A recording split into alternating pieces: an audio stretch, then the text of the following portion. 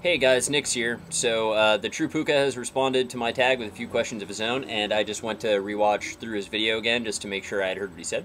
The True Puka, I am pretty much with you, buddy. As I said, I really respect and appreciate your knowledge of history and your delivery of facts and your apparent readiness to just really do the research and link things together and find out the real train of events where people are giving you other stuff.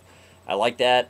And your sardonic delivery, my friend, is not lost on me, so don't worry about that. If you're a little harsh at times, well, false beliefs don't necessarily deserve to be treated with less than harshness. You see that foam roll behind me wobbling? There's a kitten down there.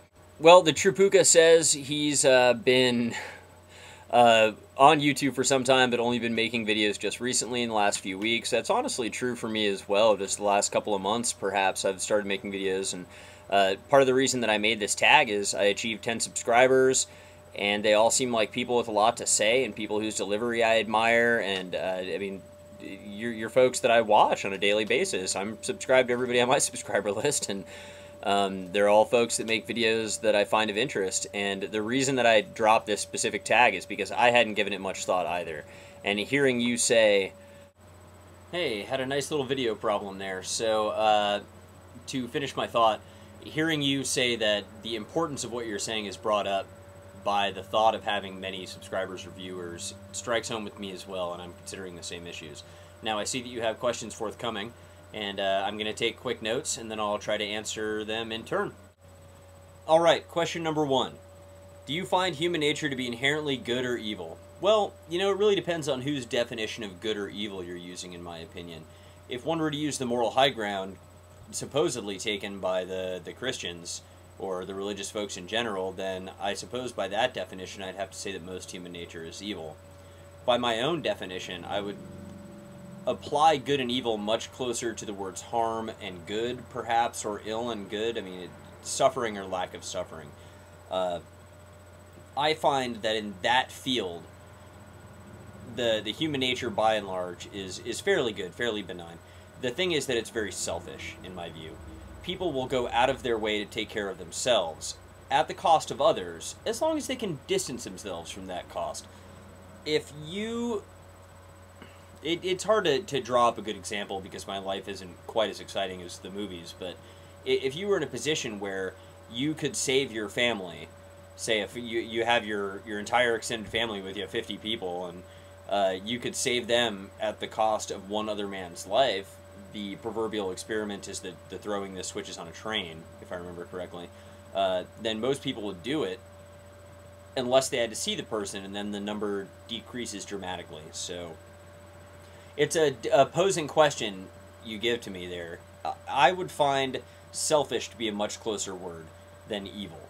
But if the moral scope that is given by most of, well, frankly, those allowed to define the moral scope in our societies, then I would guess closer to evil than to good. And if that's a difficult answer, I suppose I have to stand by it as such, because I don't really like that idea, but it seems to me to be the truth, that most people will act in their own benefit to the cost of others until that cost becomes too apparent or too personal. As soon as the cost of your actions become too personal, then you're forced to reevaluate them. Ooh, boy. So question 2 is a doozy here. I'm going to try to hit the ground running on it and see if I can't cover all the bases. The question is basically, do you have any faith or beliefs at all? And a comment in terms of how many atheists only refer to the rational sides of their lives, and a sense of perspective could be needed to relate to other people. Well, I wholeheartedly agree with the statement that a sense of perspective might be needed. I find here that the jargon is the worst part of this scenario. It's the words that are used, the connotation they carry. When someone says the word religious or spiritual or mystical, what they're greeted with is immediate injunction by people like me, generally, because we're led to believe that when they say something like that, they're talking about somebody walking on water or, you know, having a mystical experience that is beyond the normal. Now, I'm going to go quickly to Sam Harris here and say that I have no problem, and Christopher Hitchens and a few others agree that are on the major atheist scene. I have no problem acknowledging the existence of the transcendental and the numinous. Those are two words that have come to be used in the the new atheist parlance, to lend a little escape from the jargon, an ability to refer to things that are not contained solely within your consciousness necessarily. Now, in terms of faith and belief, in the modern definition of faith, I believe in nothing without evidence. However, I don't discount the existence of things that are outside of my ken. I have no reason to doubt that there are experiences one can have that transcend the self, that remove one from one's consciousness in one way or another. I don't, however, attribute those to the supernatural.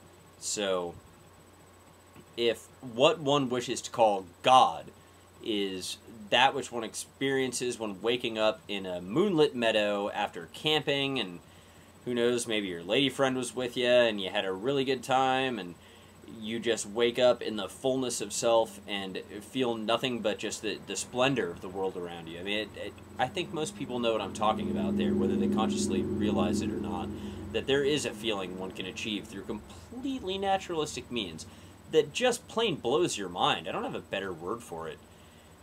Phrase, I should say. It's...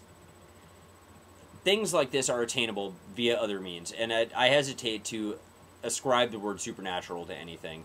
I have faith and I have belief. I have faith in the world around me. I have faith that things work how they are proven to work. I have faith that when you treat a certain gas or a certain solid in a certain way, that they will behave in an appropriate manner. And I see no reason to have faith in any more than that. The world around me is such a magnificent place that chokes me up even just a little bit to think about it. The world around me is such a magnificent place that to denigrate it, in my eyes, by ascribing it to a superior being doesn't make any sense. It doesn't make it any more grand. It makes it subservient. It makes it a creation, and we all know where the logical conclusions run there, but I have a kitten, and I've got a good day of work behind me, and I've got a farmer's tan. Yeah! What more do I want from the world?